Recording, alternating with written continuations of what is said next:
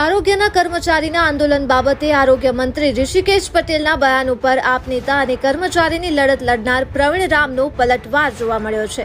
આરોગ્ય મંત્રી ઋષિકેશ પટેલ અને આપ નેતા પ્રવીણ રામ આમને સામને થયા છે। વાતચીતના દોરને ટૂંકાવીને હડતાલ પર જવું એ બાબતને આરોગ્ય મંત્રી ઋષિકેશ પટેલે અયોગ્ય ગણાવી હતી।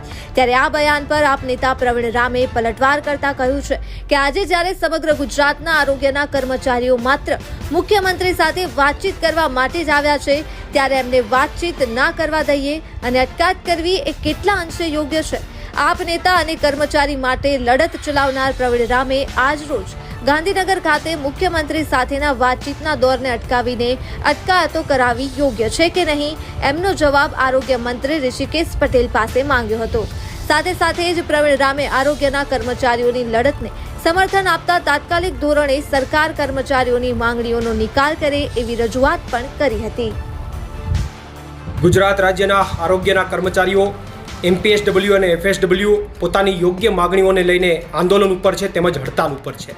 ત્યારે આ આરોગ્યના કર્મચારીઓની માંગણીને અને તેમના આંદોલનને હું સંપૂર્ણ સમર્થન આપું છું। સાથે સાથે સરકારને નમ્ર અપીલ પણ કરું છું કે તાત્કાલિક ધોરણે આરોગ્યના કર્મચારીઓની માંગણીઓનો નિકાલ કરવામાં આવે। વધુમાં આ રાજ્યના આરોગ્ય મંત્રી ઋષિકેશભાઈ પટેલે એવું બયાન આપ્યું છે કે આરોગ્યના કર્મચારીઓએ વાતચીતના દોરને ટૂંકાવી અને હડતાલ કરી છે એ અયોગ્ય છે। ત્યારે મારે આરોગ્ય મંત્રી ઋષિકેશભાઈ પટેલને પણ પ્રશ્ન પૂછવો છે કે આજે જ્યારે ગાંધીનગરની અંદર આ કર્મચારીઓ મુખ્યમંત્રી સાથે વાતચીત કરવા માટે આવ્યા છે, ન કોઈ આંદોલન કરવા માટે આવ્યા છે, ન કોઈ સભા કરવા માટે આવ્યા છે, પરંતુ જ્યારે માત્ર વાતચીત કરવા આવ્યા છે ત્યારે વાતચીત ન કરવા દઈને એ તમામની અટકાયત કરવી એ કેટલી યોગ્ય છે એમનો જવાબ પણ માનનીય ઋષિકેશભાઈ પટેલ આપે એવી હું આશા રાખું છું। પ્રવીણ રામ, પ્રદેશ ફ્રન્ટલ અધ્યક્ષ, આમ આદમી પાર્ટી।